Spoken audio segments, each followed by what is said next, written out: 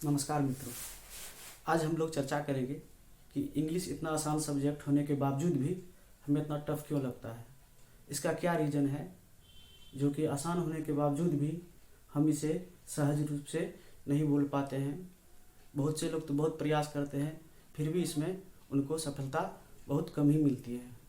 आज हम लोग डिस्कस करेंगे कि आखिर क्या मुख्य बातें हैं जिससे कि हम जान करके इंग्लिश को आसानी से सीख सकते हैं। आइए, जो सबसे पहला कारण है इसका वो है हमारा हेजिटेशन। हेजिटेशन जो है वो बहुत ही डिस्करेज करने वाला होता है।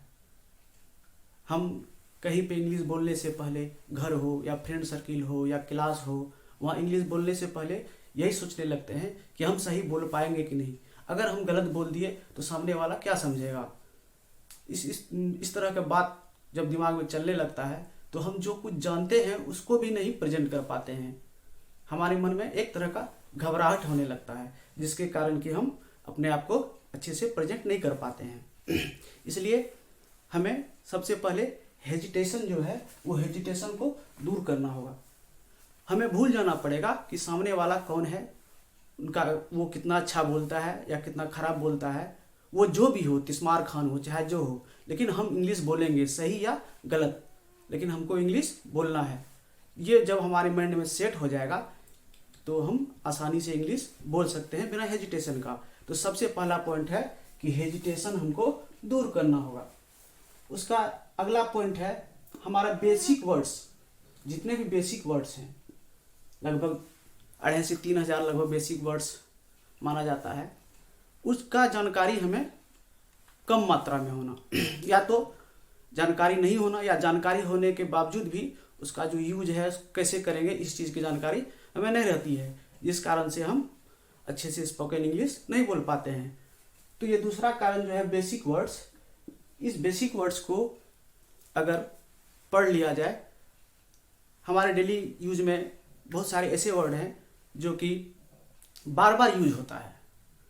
हम अपने बोलचाल में, खाने में, घर में, परिवार के साथ, दोस्तों के साथ ऐसे वर्ड को प्रायः प्रयोग करते रहते हैं, यूज करते रहते हैं। तो ये बेसिक वर्ड जो है इस पे हमारा पकड़ होना चाहिए, तब जा करके हम अच्छे से इंग्लिश बोल सकते हैं। और ये तीसरा जो है जो कि हमारे इंग्लिश स्पोकन में दिक्कत करती है वो है ग्रामर। ग्रामर के कुछ बेसिक रूल्स हैं। बेसिक रूल्स हमें आना ही चाहिए। बिना बेसिक रूल्स का हम नहीं बोल पाएंगे। वैसे तो कहा जाता है कि स्पोकन इंग्लिश में ग्रामर को ज़्यादा नहीं देखा जाता है, लेकिन ये तो सत्य है। लेकिन जब आप बोलेंगे और कहीं कहीं ग्रामर के गलती हो जाने से आपका सेंटेंस का मीनिंग ही चेंज हो जाएगा, तो यहाँ पे तो दिक्कत होगी। इसलिए हाँ, ये बोला जाता है कि स्टार्टिंग में जब हम सीखना शुरू करते हैं स्पोकन को, तो हमको बहुत ज़्यादा ग्रामर पे नहीं सोचना चाहिए, ग्रामर के बारे में नहीं सोचना चाहिए, बोलते रहना चाहिए। धीरे धीरे धीरे धीरे ग्रामर को जानते जानते हम अच्छे से उसका यूज़ करने लगते हैं। इसलिए ये कोई बड़ी बात नहीं है। लेकिन जहाँ तक बेसिक रूल्स हैं कुछ, उनको तो जानना ही पड़ेगा, तब जा करके हम स्पोकन इंग्लिश अच्छा से कर पाएंगे। और इसमें और एक पॉइंट जो मुख्य है वो है हमारा पहले मन में ट्रांसलेशन करते हैं, फिर उसको बोलते हैं। तो इस तरह से हमारा जो लय होता है, फ्लुएंसी होता है बोलने का, वो नहीं हो पाता है। खैर, इस चीज़ पे हम लोग चर्चा आगे करेंगे। तो हम जिस प्रकार से बेसिक का बात किए थे, तो सबसे पहले हमको समझना होगा कि इसका जो बेसिक रिक्वायरमेंट है स्पोकन इंग्लिश का वो क्या है। हमें बहुत ज़्यादा ग्रामर का विद्वान नहीं बन जाना है, या हमें कोई बहुत ज़्यादा वर्ड भी नहीं चाहिए बहुत ज़्यादा। हाँ, एक कॉमन वर्ड खास करके जो होता है उसको तो याद करना ही होगा, और इसका जो ग्रामर का बेसिक्स है उसको जानना होगा। बस ये 3 चीज़ आप लेकर के अगर चलते हैं और हेजिटेशन अपने मन में नहीं करते हैं, तो आप आराम से स्पोकन इंग्लिश कर सकते हैं। यहाँ मित्रों एक बात बताना चाहेंगे कि इंग्लिश जो है वो कोई टफ लैंग्वेज नहीं है। ये बहुत ही आसान लैंग्वेज है। बस हमारा जो तरीका है, जो वे है, वो अच्छा होना चाहिए। इसलिए हम प्रयास करेंगे कि बिल्कुल बेसिक से, बिल्कुल जीरो से हम लोग इंग्लिश पढ़ना शुरू करेंगे। और मैं दावा करता हूँ कि आने वाले 2 से 3 महीनों में आप अगर मेरे बताए हुए चीज़ों को अच्छे से समझ जाते हैं और इसको अपने इम्प्लीमेंट करते हैं, तो आने वाले 2 से 3 महीनों में आप भी अच्छा महसूस करेंगे और इंग्लिश बोलने का आपको एक प्रेरणा मिलेगा। आइए समझते हैं। सबसे इसका जो बेसिक है वो हम लोग सभी जानते हैं कि लेटर जो है, ये लेटर, ये 26 लेटर्स होते हैं। 26 लेटर्स ये तो सभी कोई जानते हैं। और इसका जो मेन बात है, इसमें लेटर को हम लोग 2 भागों में बांटते हैं, वोवेल और कॉन्सोनेंट। टोटल 26 लेटर में से 5 वोवेल निकालते हैं और शेष 21 बचता है वो कॉन्सोनेंट होता है। इस चीज़ को हम लोग भली भांति जानते हैं। और ये भी जानते हैं कि A-E-I-O-U जिस शब्द के पहले में आए और उसका उच्चारण वोवेल साउंड हो, उसके पहले हम लोग क्या लगाते हैं? एन लगाते हैं। और उसके बाद शेष कॉन्सोनेंट जो होता है वो A-E-I-O को छोड़कर जितने भी 21 लेटर जो है वो सारा क्या है? कॉन्सोनेंट है। यहाँ एक चीज समझने का है कि लेटर के फॉर्मेशन से लेटर 1 या 2 लेटर मिल करके, मीनिंगफुल लेटर मिल करके क्या बनता है? मीनिंगफुल वर्ड बनता है ना। और 1 या 2 या 3 या 4 वर्ड मिल करके क्या बनाता है? एक सेंटेंस बनाता है। 2 या 2 से अधिक मिल करके एक सेंटेंस बनाता है। तो हम लोग यहाँ बोल सकते हैं कि लेटर से वर्ड और वर्ड से सेंटेंस, ये 3 चीज।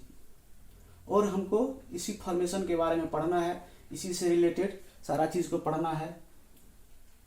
हम लोग अक्सर मिस कर जाते हैं वोवेल को समझने में। थोड़ा वोवेल पे हम लोग और चर्चा कर लेते हैं। वोवेल हम लोग जानते हैं कि जिस वर्ड के स्टार्टिंग में A-E-I-O-U हो उसे वोवेल कहते हैं और उससे पहले एन लगाना चाहिए। लेकिन कुछ ऐसा भी शब्द है जिसका कि स्टार्टिंग जो होता है वो वोवेल से होता है, लेकिन वहां पे हम लोग प्रयोग करना पड़ता है ए। ऐसा क्यों होता है? जैसे कि हम लोग एक वर्ड लेंगे, यूनिवर्सिटी।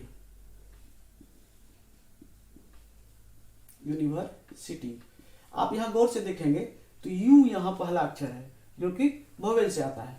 लेकिन जब इसको हम लोग जब इसमें इसका उच्चारण करेंगे, प्रोनाउंसिएशन करेंगे, तो हम लोग एक तरह से इसको जानने के लिए सबसे आसान तरीका है, इसको हिंदी में लिख के देख लेंगे हम लोग। यूनिवर्सिटी,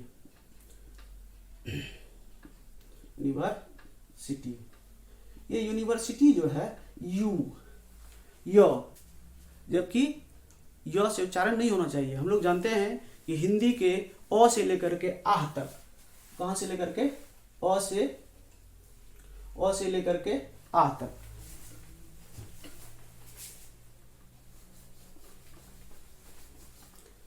अ से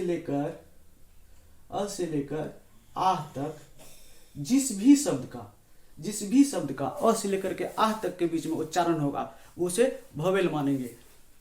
और क से लेकर के क्षत्रज्ञ तक जिस शब्द का प्रयोग होगा उसे कॉन्सोनेंट मानेंगे। इस फॉर्मूले को जान लेना है, इस चीज को दिमाग में बैठा लेना है। बाकी आपको ये नहीं देखना है कि कौन सा वर्ड का पहला अक्षर वोवेल है या कॉन्सोनेंट है, हमें उसमें नहीं फंसना है। हमें सीधे उसका प्रोनाउंसिएशन करके देख लेना है। अगर उससे भी नहीं ज्यादा होता है तो उसको हिंदी में बोल के देख लेना है, जिससे कि हमको समझ में आ जाएगा ये वोवेल है या कॉन्सोनेंट है।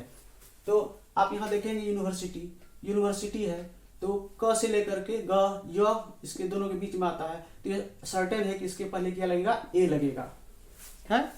अब दूसरा एग्जांपल हम लोग लेते हैं, ऑनेस्ट। इसको गौर से देखिए तो इसका पहला अक्षर जो है वो क्या है? एच। क्या है ये? एच क्या है? कॉन्सोनेंट है, कॉन्सोनेंट स्वर है। लेकिन जब इसको हम लिखते हैं, जब इसको हम उच्चारण करते हैं और हिंदी में इसको लिखते हैं ऑनेस्ट, तो ये देखिए कि आ साउंड का आवाज आता है। ऑनेस्ट, जो कि अ से लेकर के अह तक के बीच में आता है।